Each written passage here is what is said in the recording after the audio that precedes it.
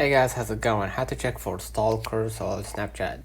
So first of all, what you need to do, you need to go ahead and check your story views. Look at who consistently views your stories, and if someone views your stories frequently but doesn't interact with you otherwise, it might be suspicious.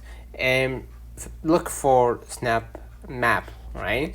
And if you have a Snap Map enabled, check who views your location often, or if someone is always checking where you are. Pay attention to who sends you snaps or messages frequently without much response from you.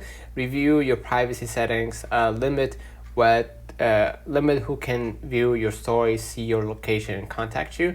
This can help you spot potential stalkers on Snapchat. So let me know in the comments if this video helped you. Don't forget to like and subscribe. Turn on the notification bell to receive every video we upload. Thank you for watching.